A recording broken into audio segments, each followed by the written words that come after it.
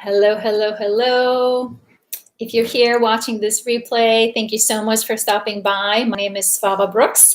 I am a trauma recovery coach, and I love to hang out here, Periscope, YouTube, twice a week with my fellow survivor thrivers as we talk about the healing journey after trauma, neglect, or abuse. If you are looking for support for your healing journey, please visit my website, svavabrooks.com, where you can learn more about how I share the tools that were helpful for me on my journey with other people that may be seeking. Today here, we are going to be going through one page of the book, Releasing Your Authentic Self, very much what the healing journey is always all about, right? Pulling back the layers, one coping strategy, one belief, one story at a time.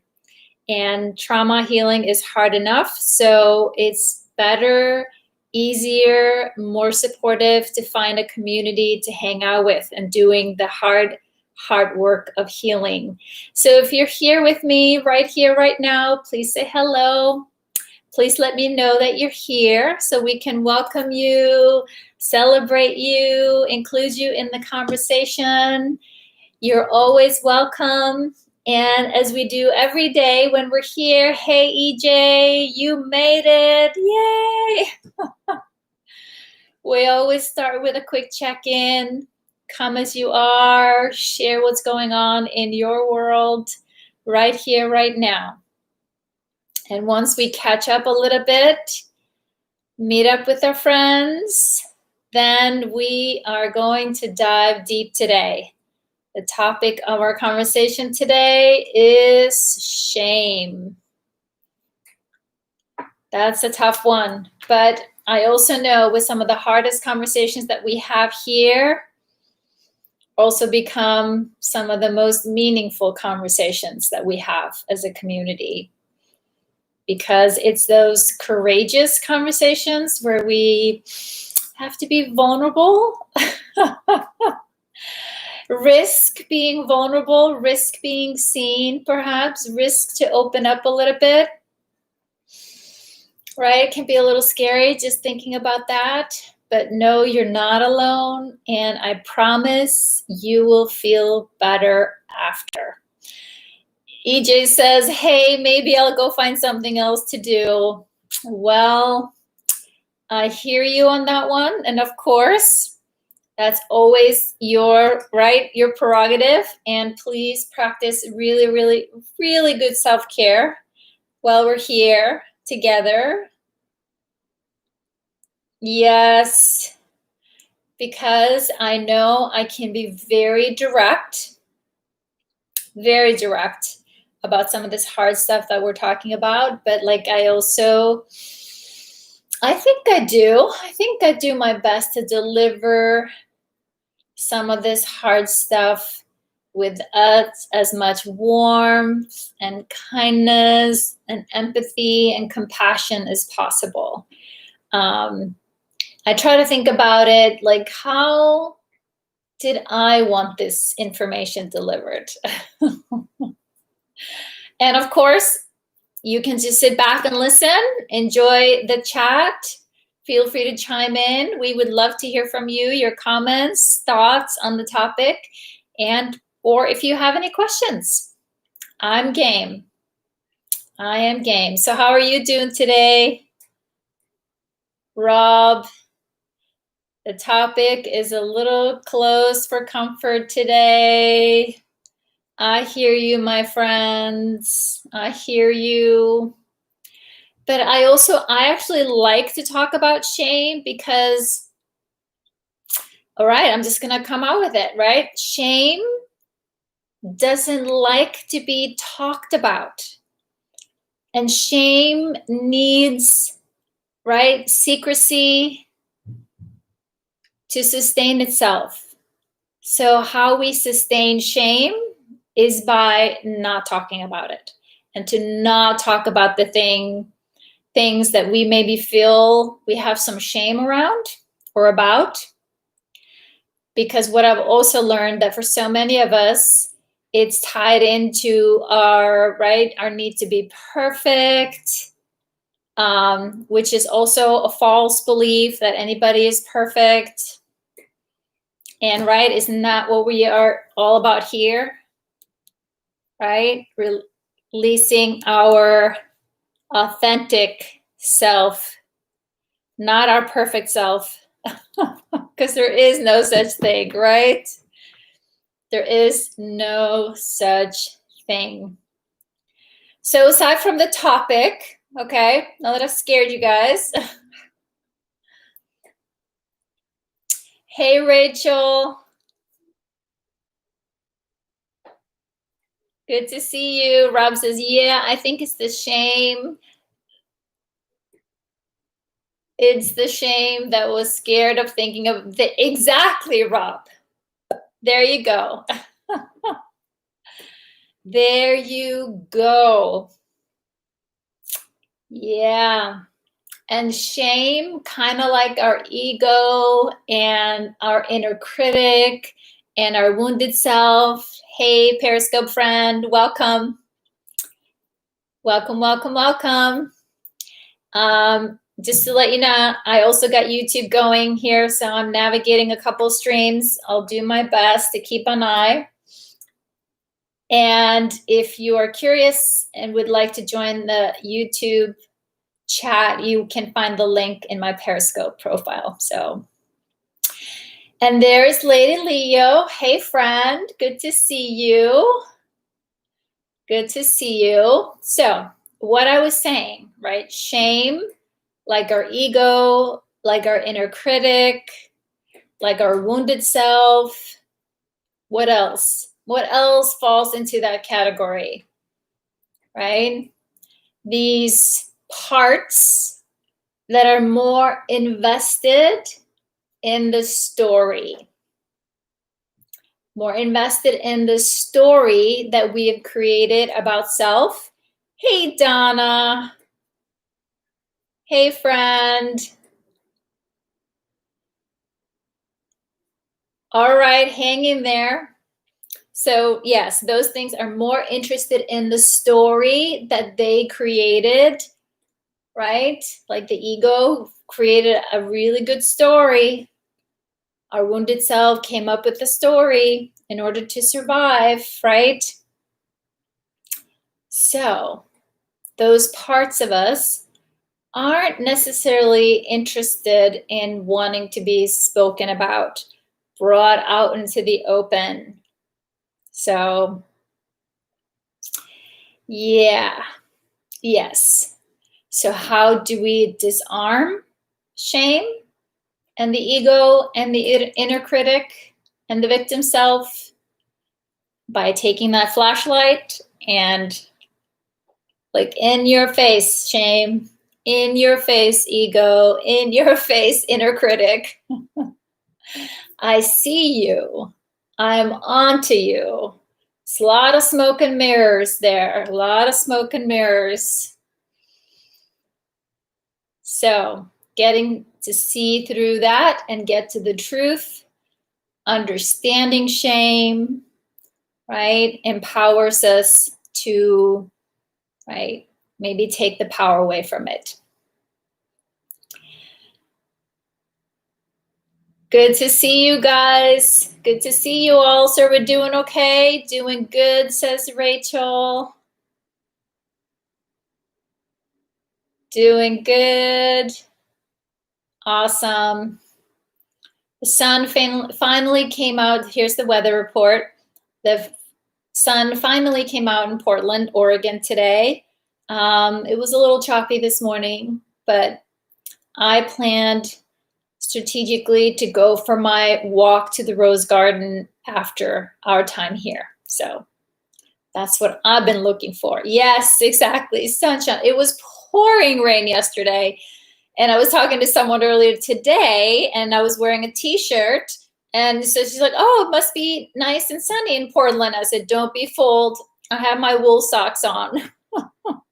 You can't see them, but I have my wool socks on. But the wool socks have come off now. It's gotten warmer, but it was cold this morning. So It was cold. It hot as blazes today and humid. Rachel, you're in New Jersey with Donna.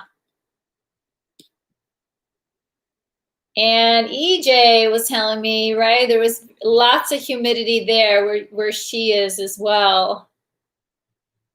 So are we ready? I'm going to set up our conversation topic and a couple of questions that I'm posing to the group.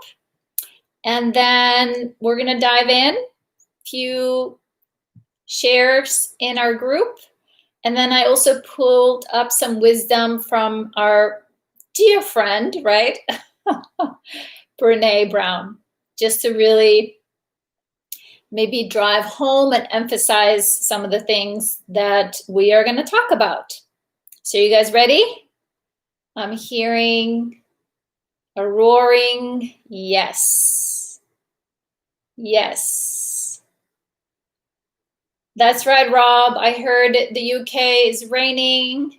Since we're still on the weather, I also heard there's a massive heat wave coming through from the East Coast into the Midwest starting this week, or bad storms on the way for tonight, EJ. Okay. Yeah, we need the weather report. Gotta start somewhere, right? That's right, Lady Leo. I was waiting for you. I was waiting for you. And my friend, I am always proud of your courageous sharing. Rain all day and all night. Lady Leo, hot and humid in Georgia.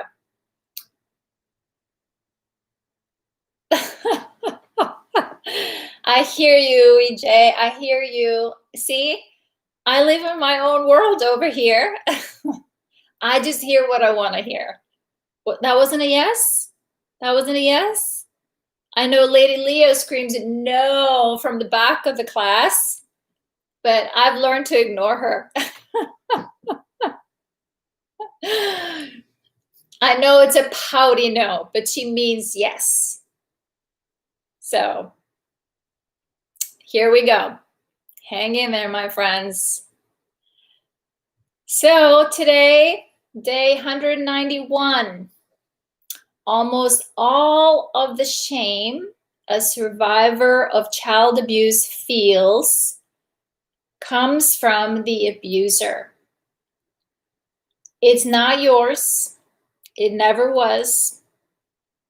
But we internalize the shame, and the shame feeds a crippling belief. Not does it feed a crippling belief, it literally comes, right, hardwired into our nervous system that we think this is ours. And shame tells us we are hopeless, we are flawed, that we are a mistake, and that in some ways, many ways perhaps, that's what I felt and thought, and that I was the cause of the abuse and the neglect that I suffered. It tells us this is the way that we are, and there's nothing we can do about it. That's a lie, right? Shame is a liar. The same way fear is a liar. There is something we can do about it. We can find a safe place to release the shame. It's not your burden to carry, and it never will. Never will be. Right? And again, this is why it's important to talk about it, because those secrets the toxic secrets that I carried for so long, that I thought were my fault, by finally talking about it, I got to hear from other people, that wasn't your fault. That wasn't your fault. That wasn't your fault. That wasn't your fault then. That isn't your fault now. And it will never be your fault. Unfortunately, right, the shame had, took a toll for a long time. And we're going to talk a little bit about that here, right? So the two questions that I posed to our group today: how has the toxic belief, shame, manifested in your life? And the second question is, at this point on your healing journey, where is your safe place to release toxic emotions like shame? And let me just say, for some of us, it's our journal, right? We can write about it. We don't tell anybody for a long time, and until we maybe perhaps find one person, a friend, therapist, partner, anyone. After a while, hey friend, welcome, thanks for the hearts, that we start to, tell the story. Because shame wraps itself up in so many ways and goes undercover into our lives. So it's in many ways, shame is the underlying challenge for so many of us. So, love to hear from you guys that are here with us live, and to my Periscope friends, I'm also interacting with the live stream here on YouTube. So bear with me. Hey, Elizabeth, good to see you. EJ said, I don't know if I've identified with shame yet, but I know I'm scared of it. Yes, I hear you. You're not alone. Anybody else? Can we validate EJ? I was scared of shame for a long time. Thank you, Lady Leo. Thank you, Lady Leo. And I think I shared in the group, writing up about it, thanks, Rob, that it probably took me, right, like 10 years of consistent healing around shame, that I, one day was like, wait, no, I now know in my heart of hearts that the sexual abuse, the physical abuse, the emotional abuse, the neglect, all the violence that I suffered and went through as a child and as a young adult, none of it was my fault, and none of it, right, had anything to do with my inherent good.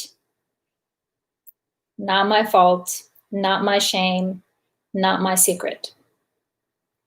So, and I also know, because I've shared with you guys, of course, my nose is itchy the minute I sit down here, that I've shared with you guys, I was in a peer support group for about 5 years, where before I put words to a lot of the things that I had experienced, I got to hear other people talk about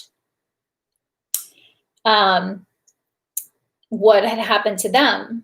And when they talked about feeling shame because of abuse that was done to them, I was like, you shouldn't feel shame, right? It was when you hear other people say it and you see how it doesn't make sense that they feel shame for being abused. So, but it was in hearing it repeatedly and seeing how other people were processing it, that over time I was like, why does it make sense for me when I hear other people say, right? Like, it makes sense that of course you shouldn't feel shame, but why do I feel shame? So again, it forced again for me to take a look at why, and the pieces that I had put together about myself and the distorted thinking that I had, right? To understand why. And then I was able to pull those twisted wires apart. It's like, this is what happened. This is how I feel about it. Right? Separate who I was as a person to the things that were done to me, the things that happened to me, even my own behavior, my acting out. Separate. Svava's a good person. Bad things happened. Svava's a good person, right? She did self-harm. She's still a good person, right? To really separate those two. So let's see, I'm going to scroll through your messages here. Donna says, releasing toxic shame has and is a slow process. Yes, absolutely. It's a thimblefuls, and using multiple things used. Yes, name mostly. I can only peek at a tiny piece of it. Yes, absolutely. I totally get it, Donna. Absolutely, Donna. Very, very true. And the thing is, that's the other thing that I know helped me, because 10 years into my healing journey, I became a child sexual abuse prevention educator. So sometimes I don't know, looking back, I don't know where that came from, but I was relentless, as some of you know about me, to go out there and to talk about it. And so talking about it in front of hundreds of people. I've told my story in front of thousands of people. I've told my story on television. I've told my story in newspapers, and tons of interviews online. And so I used to often say to the people listen to me that the shame that I carried as a little girl all by myself, I'm sending it out. It's a community burden, because that's really what so much of our shame is, especially when we are abused and traumatized as children. It is, and it should be, a community burden. I was abused because the community of adults around me closed their eyes. Guys, no one intervened. No one stopped it. So I said, me sharing my story, I thank people for listening, for hearing me, because now I knew my story, my shame, my sadness, my hurt wasn't just carried by me anymore. It was carried with a community. And so each time I got to talk about it, I got to let it go, right, Elizabeth? And because I also know, and I've shared with you, like, the person who hurt me the most was my stepfather. I also know that he was abused, so it's like, I know the abuse didn't just start with me, but on both sides around me, I had hurt caregivers that hadn't been protected by their parents, by their parents, by their parents. So we see it so clearly from the outside when it's not us, yes, but when it's within us, it's sorts ingrained and hard to make sense of. Yes, Rachel, it is hard to make sense. And that's why it's important to talk about it. And you guys know me, I try to simplify it as much as we can. And this is, again, where I love Brene Brown, because she also does a beautiful job of simplifying it as much as you can. And the hard part is to identify this shame as a feeling, like to recognize, oh, wait a minute. Like, we are learning to, okay, this is sadness. Okay, this is grief. Or wait, this is joy. This is, this is happy. Or, happy, glad, mad, sad. But also, like, wow, how does shame feel like? And once I was able to identify shame, and I knew and I understood the power it had, but I also knew it was a liar. So when I started feeling shame, I was very intentional about, wait, this is shame. Who can I talk to? Who can I talk to? And the person that helped me work through most of my shame was my husband. And I would go to him and I would lead with, this feels very hard. I'm feeling a lot of shame around this. I'm feeling like I want to crawl into a hole and hide right now. But I need to speak about this because I don't want this to have control over me anymore. So I would lead with that.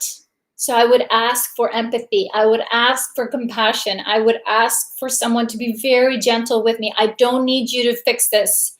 I don't need any commentary. I don't need you to say anything. I just need you to listen. Can you do that for me? And so for me, shame was that warm wash of shame they sometimes talk about. I would literally feel it crawling, coming up through my gut, like this crawling out of my skin kind of feeling, but like really twisted and like, oh my gosh, I'm a horrible human being.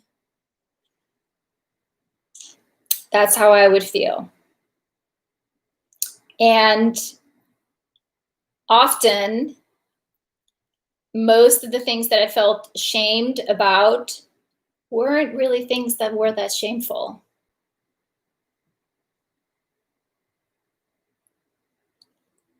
So it was often that it was misfiring. And again, so if we go back and simplify, right? Brene Brown, shame, the difference between shame and guilt, because a lot of us feel a lot of guilt. Are we clear on what guilt is? Oh my God, I feel so guilty. Clear on guilt. Shame, however, a little different, but underneath guilt is, I did something wrong. I made a mistake, or I hurt someone, you know what I mean? Like, I made a mistake. I feel really, really guilty, feel really bad. I've done something wrong. I maybe upset someone. But shame, however, I am bad.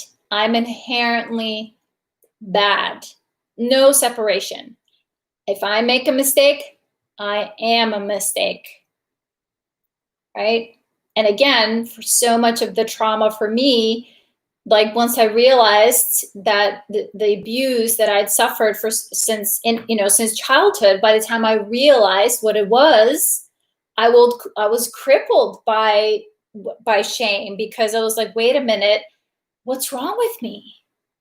What is wrong with me that I make this happen? So basically, again, there was no separation. Make sense? And so that's the kind of the feeling, thinking part of it. We think about it that way. And then the biology of shame, right? What happens in our nervous system when we feel shame is that what we experience in our bodies is as if we are being attacked. It activates your sympathetic nervous system, so you go into fight or flight. And so if we live with shame, right? I don't know about you, but for years, yes, because we don't think we're good enough. Shame tells you you're not good enough. You're not valuable enough.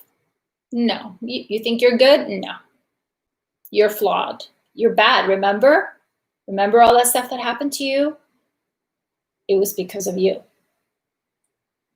Right?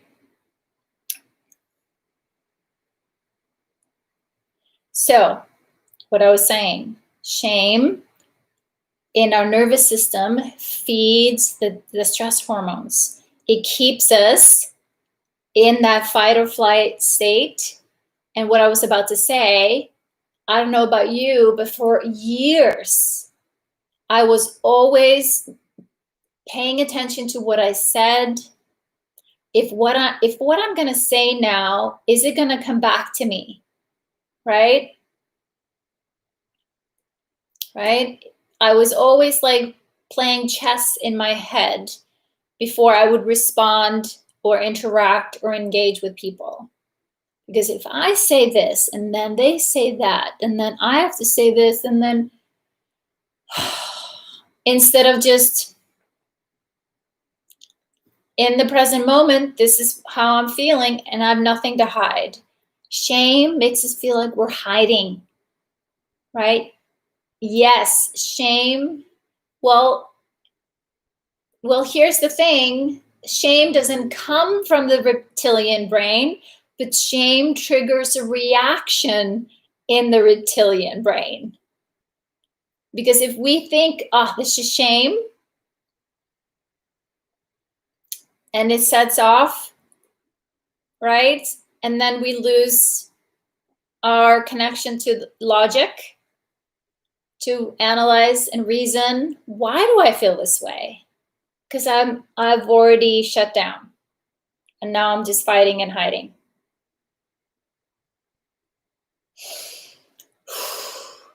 So I hope this makes sense. Let's see here. I'm scrolling through.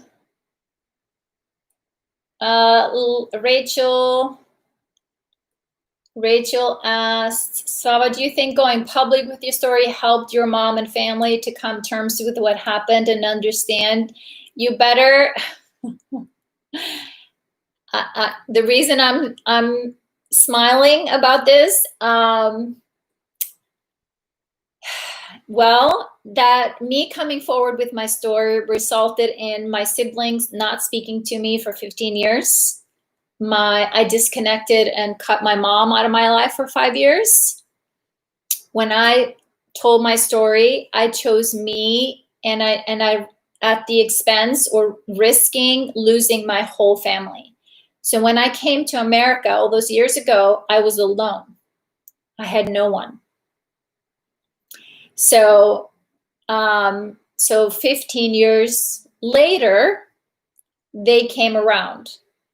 When it wasn't just me, the bad person, the scapegoat in the family, the crazy one, she's just making this up. It wasn't that bad, right? Then they finally came around. But for years, I was alone. So, but did it help that I got to talk about it? Yes, it did. Yes, it did. Let's see here. Rob says, I hadn't thought of shame as a feeling, rather a barrier and influence. Yes, it is a barrier. It becomes a lens. Shame becomes a lens that we see everything through. It's how we see ourselves in the mirror. It's how we interact with other people. So absolutely, definitely becomes a barrier. Elizabeth says, I like the idea of simplifying. However, when you explain abuse, you have to explain in so much depth because people just say, why didn't you leave sooner, and re-victimize you. I'm so sorry, Elizabeth. I'm so sorry, my friend. I totally understand. I've been asked that question many times. Why didn't you leave? Or even when I tell people about the abuse that I suffered as a child, why didn't you tell? I was just a child. It wasn't my responsibility to tell that I was being abused by adults. It was the adults' job around me to protect me. So, unfortunately, victim blaming. But people are learning.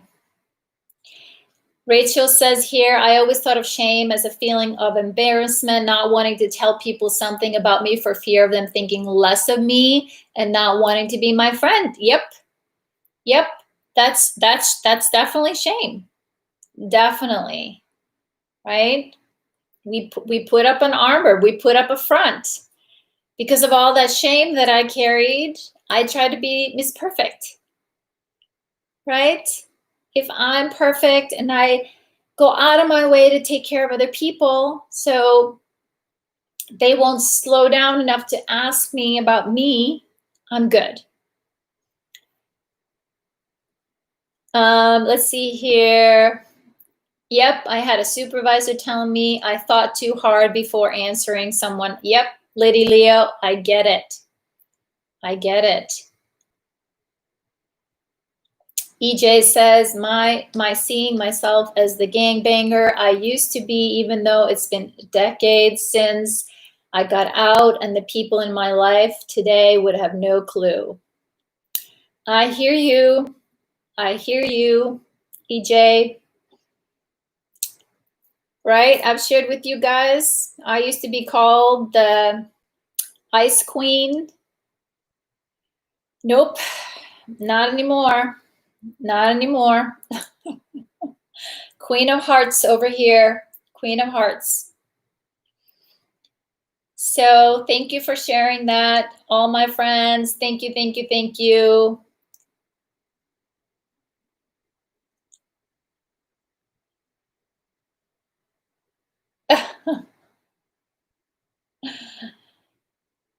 Well, take your time. You can always come back and re-listen. We can re-watch here. But this is why this is good to have a community conversation about shame.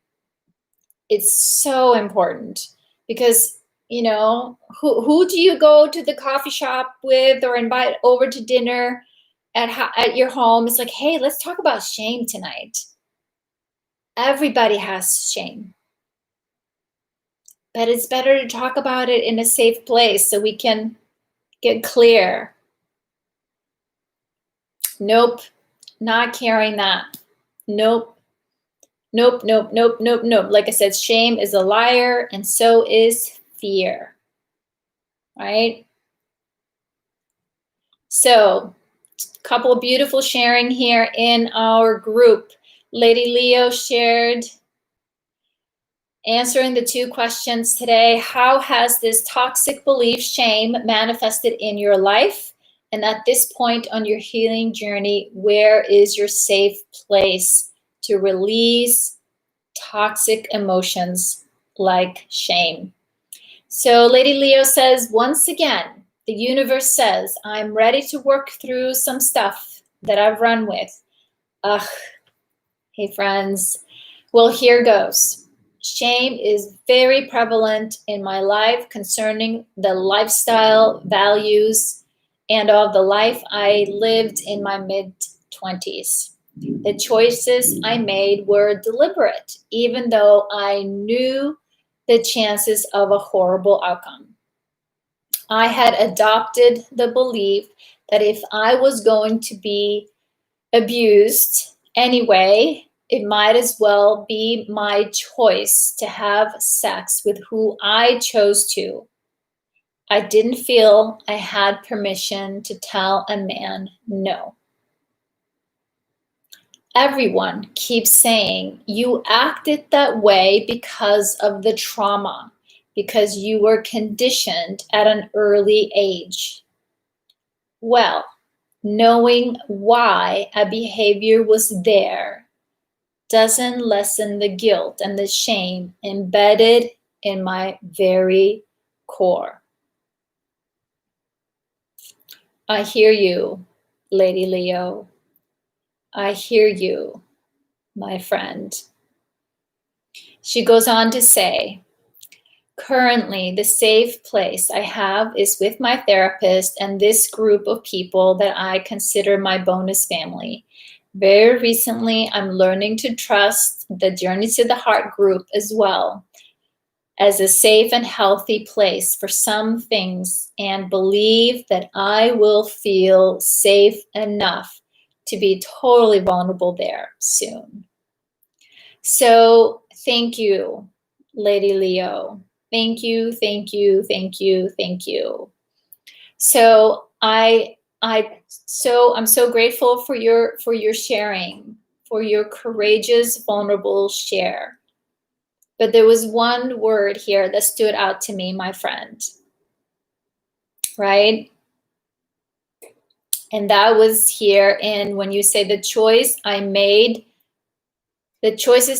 were deliberate, right? Even though I knew the chances of the outcome, right? Again, those choices were deliberate, but not choices, right? It was like we are, and I don't want to put words in your mind or speak for you, but reflecting on my childhood, or as a young woman, how I acted out. It wasn't deliberate. It was a compulsion. It was like this twisted wiring where I would seek out, right, abusive, questionable, risky situations, right? So I look back, yeah, I chose to go there, and maybe it was a choice, but it wasn't a choice. I believe it's our biology is driven. We repeat ourselves. We repeat these scenarios of trauma because we're trying to heal, right? It's like a cry for help. But no one is listening, right? No one was paying attention. No one intervened. So I really want to encourage you, my friend, Lady Leo, right? That thinking that you were deliberate in that. It was your biology driving, trying to understand this compulsive need for self-harm in some way. Because that's what it was. Like, we're trying to recreate the trauma to resolve it, to heal it, without understanding why. And then right as we heal, there's some versions of these repeated patterns that show up. Because there's something here that is trying to reconnect. I hope I'm making sense to you guys, but I really just wanted to say this, Lady Leo. Again, to empower you to remember, not your fault. Not your fault. And I get it. There's one thing, okay, I understand I did what I did, but how can I forgive myself? How can I accept that part? And again, what was helpful for me was to look at a picture of myself at that age, and no matter what I had done, all the things that I had done, all the things that I did acting out, I was able to pull all of that back. I was still a good person. I was still inherently good. Good, valuable, worthy, lovable, unique. I understand. I hear you, Lady Leo. I'm just going to be that broken, relentless record in the back of your mind, my friend. I know you get me, right? It is a hard process. It is. Yep. I'm going to choose. I'm going to choose. I'm going to choose. I'm going to choose. I'm going to choose. I'm going to choose it. Gazillion times.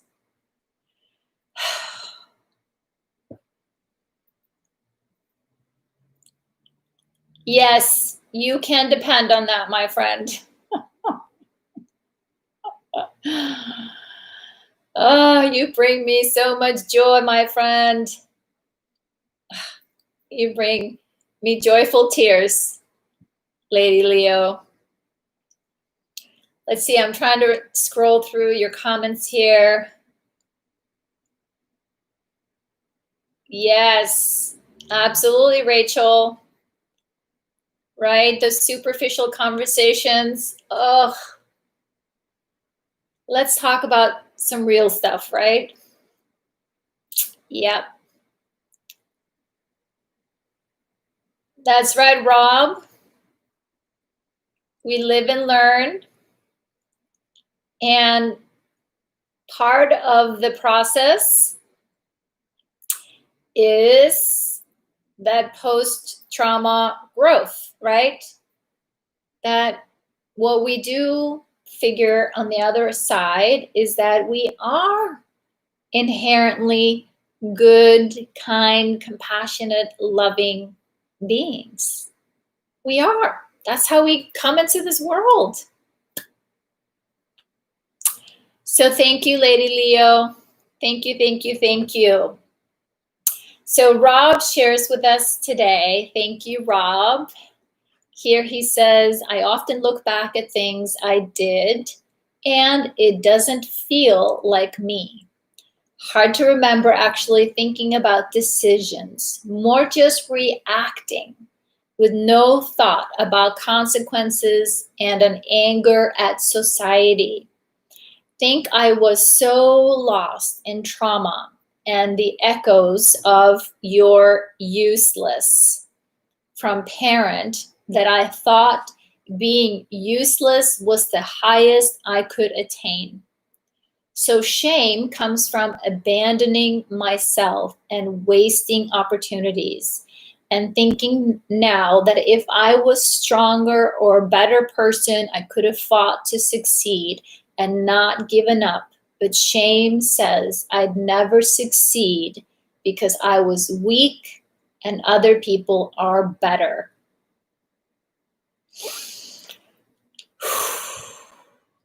He goes on to say, I'm just finding the depth of my shame, but as for releasing it, you have provided the framework for me, and along with this awesome tribe here are the educators and caring listeners.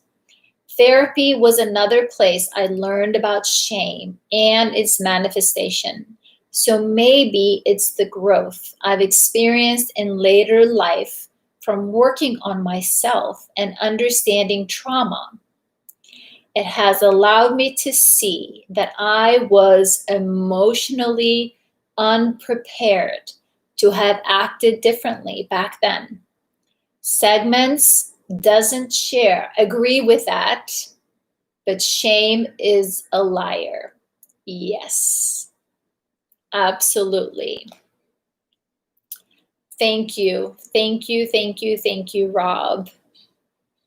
Thank you so much for sharing. And absolutely, again, not getting the love and the support and the encouragement and the nurturing from our caregivers growing up, right? We don't have the skills, right? We don't know. We don't know.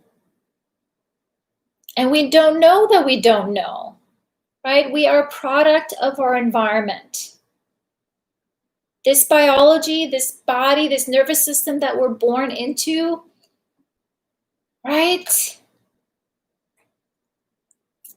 And then the hard part is, yes, once we understand it, it's like, okay, right? That's what happened then. This is how I learned to be who I am now. But who do I want to be moving forward?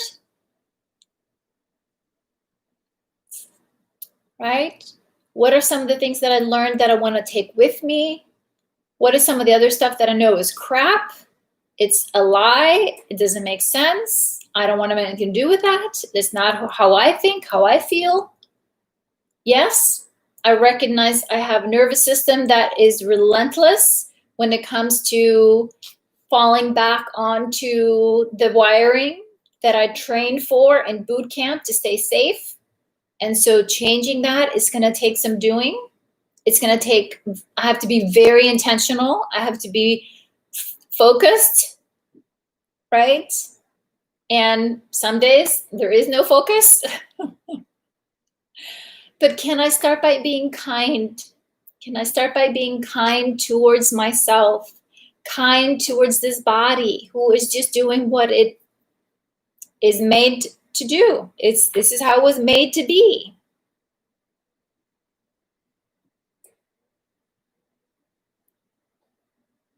That's right, Elizabeth. I agree. I agree.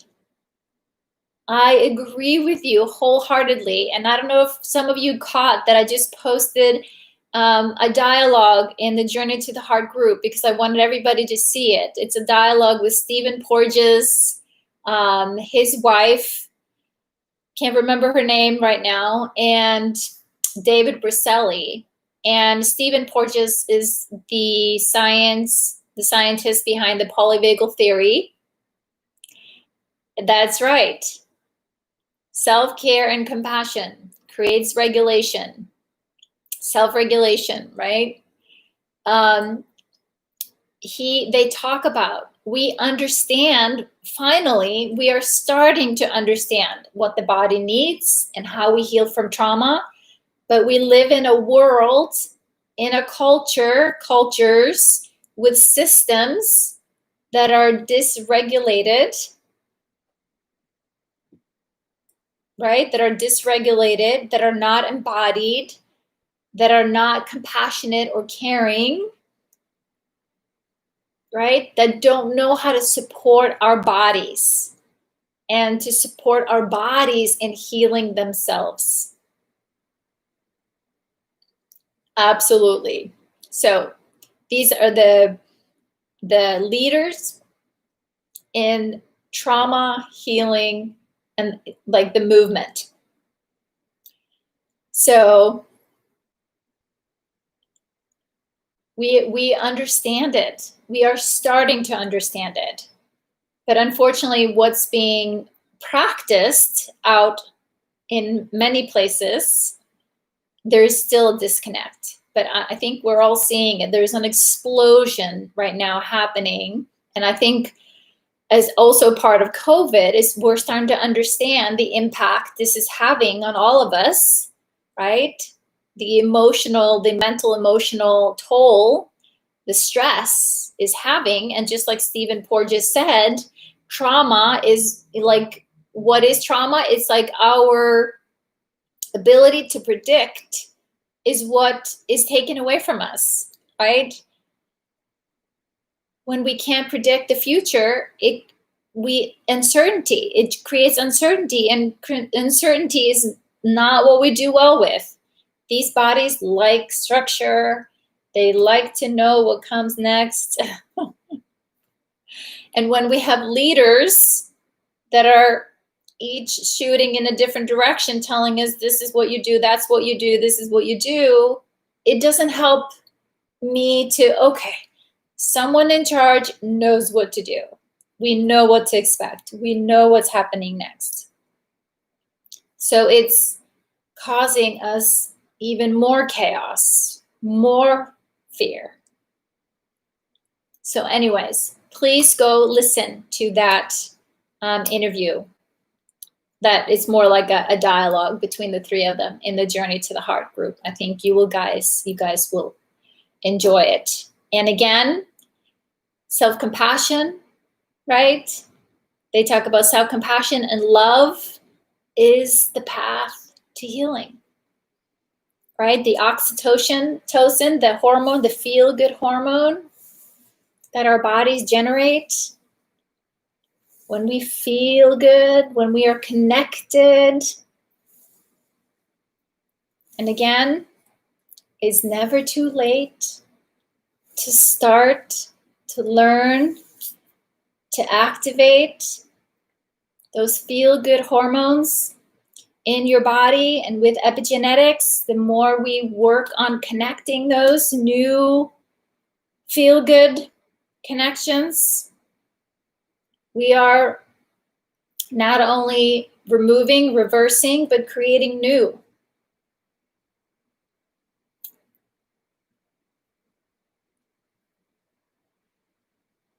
That's right, Elizabeth. Yeah, unfortunately, for so much of what's happening in the world, it's like people think the loudest person in the room is the one who knows. It's not always the case. Not at all the case. Hey, EJ, I hear you, my friend. I'm so sorry. Please be gentle with yourself. Our mind definitely goes into basically we disconnect when we're overwhelmed. We disconnect when we're overwhelmed. So please be gentle with yourself. So just a couple of things from Brene Brown, right? The elements of shame resilience, right? Recognize shame and understand its triggers, right? Practice critical awareness. Are the messages driving your shame what you want to be or what you think others need and want from you? Right? What is driving the shame? What's the story? Because there's always a story that follows your state. Depending on how you're feeling, there will be a story following. So be critical of, wait a minute, I feel this. I'm where am I on the scale of, am I in my social engagement state? Am I connected? Am I open, curious, loving, grounded? Am I in my fight or flight? Am I feeling, right, irritable,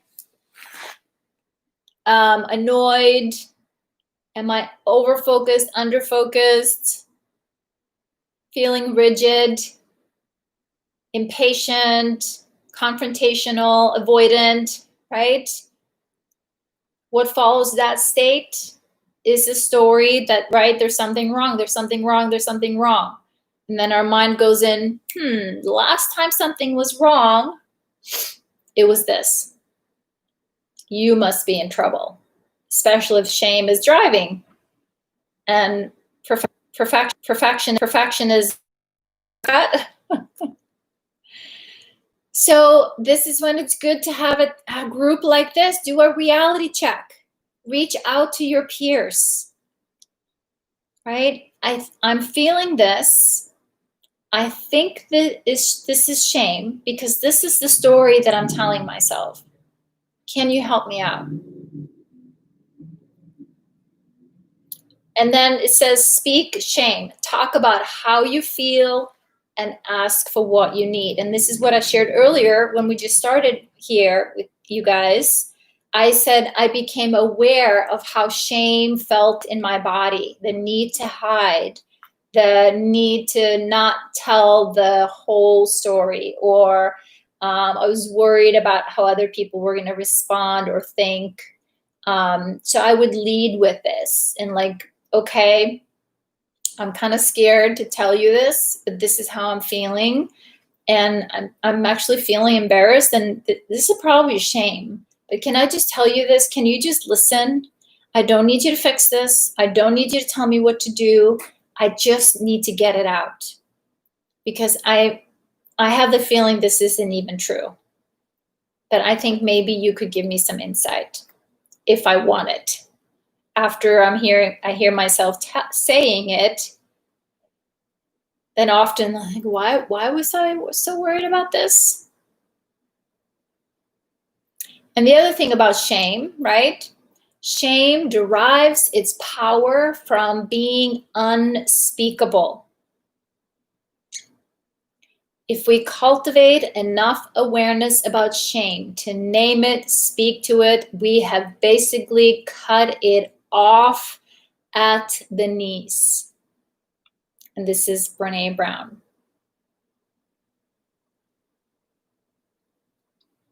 So, if you are curious about shame, Google Brene Brown and shame. She has so many gold nuggets where you can just like, okay, I'm just gonna think about this one for a while. Just gonna think about and understand this one. But it's so, again, important to recognize that shame impacts our biology in a negative way, right? That makes you feel that you need to protect yourself. So and that was, like I said, my driver for wanting to intervene on shame, because it was like a self-feeding, self-loathing mechanism that I was constantly self-attacking myself. And I'm like, I gotta stop doing this. I'm not a bad person, right? I'm not a bad human. Why do I feel that way? Because of these secrets, this shame that wasn't even mine. And I did see someone here share, yes, when our body responded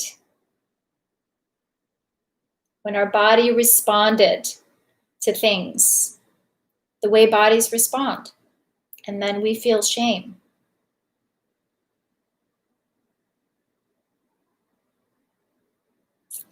Yeah. And when we feel shame, we feel inherently bad. And when we feel inherently bad, we are hiding. We are literally cutting ourselves off. We don't think we're good enough. No one cares. Doesn't matter, right?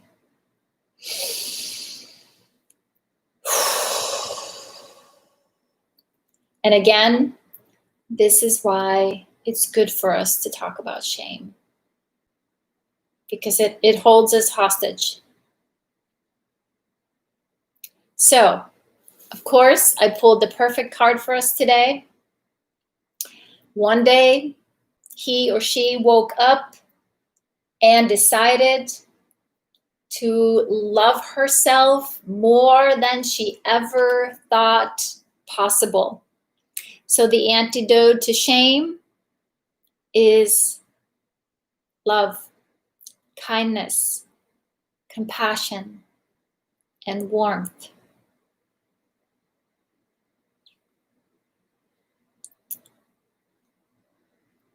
Perfect way for us to end our time here today. So please be gentle with yourself. Please practice really good self-care, right? If you are feeling movement of your feelings,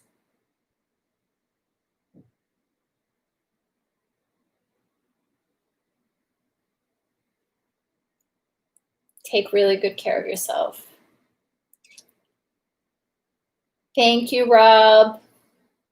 The answer is yes. Love and compassion. And that's what I say. What is it that we're doing here? Every single time we're here, what are we talking about? We are talking about love. Always. No matter what the topic, we're talking about love. Learning more about love. Loving ourselves. Loving others. Love is always the answer. Always the lesson. Thank you, sweet friends. Yes, have a beautiful weekend. Have a beautiful weekend. Do something that sparks joy. Do something that sparks joy. Be gentle with yourself. Stay healthy. Stay safe. And I look forward to connecting here again next week. Remember, you are a complete package. You already have everything that you need. to heal and restore. Everything. Everything is there. You got this. I'll see you next time. Bye, friends. Thanks for being here. Thanks for being so loving and supportive to each other. Take care.